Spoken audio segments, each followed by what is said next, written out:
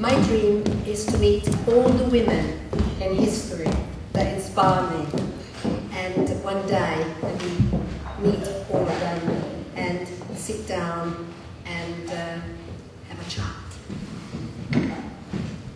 This is Sappho. Sappho was a Greek poetess of the 8th century BC.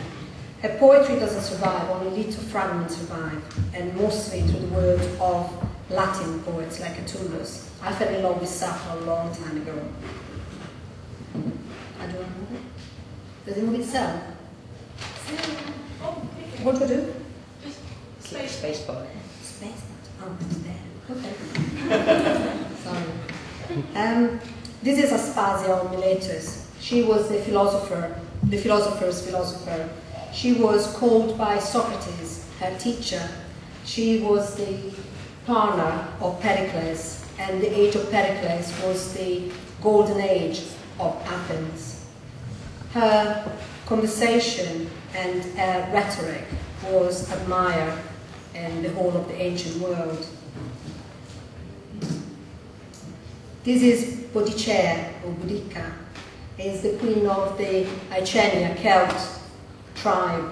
She resisted the Roman invasion, and she was captured and raped. She managed to escape and set up another uprising.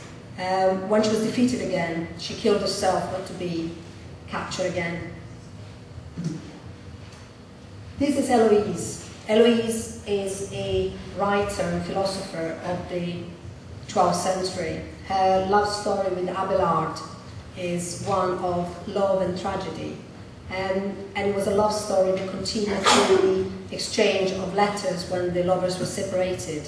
Abelard was castrated for having had a child with Eloise. And they continued to correspond for the rest of their life, and the letters do survive. This is Christine de Pizan. She was born in Venice in the 15th century. And then she moved to Paris, where her father was a court accountant to the king. She found fame as a writer.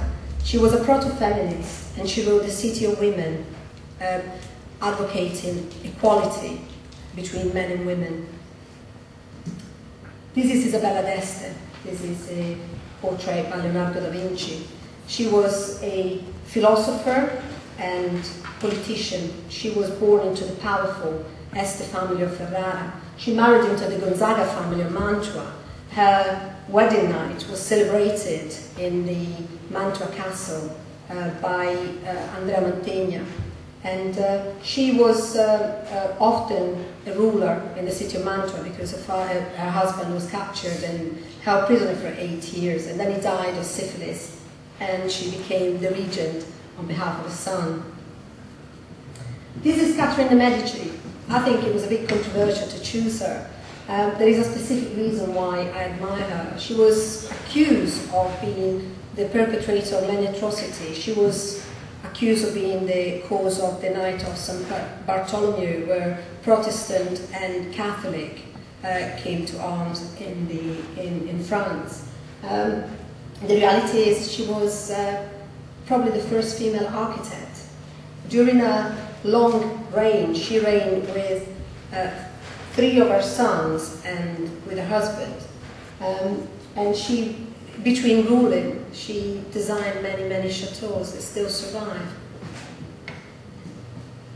This is Veronica Franco. She was the daughter of a courtesan, and a courtesan herself in 16th century Venice.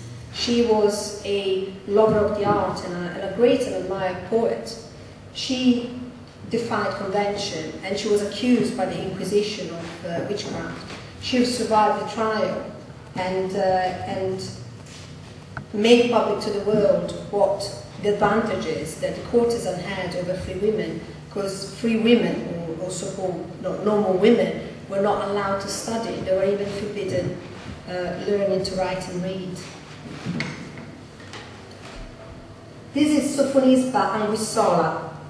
She's a painter, and actually, this is Sofonisba Anguissola. No, this is not Sofonisba. Sorry, can I go back? This is Sofonisba Anguissola. Sorry, I'm getting all mixed up.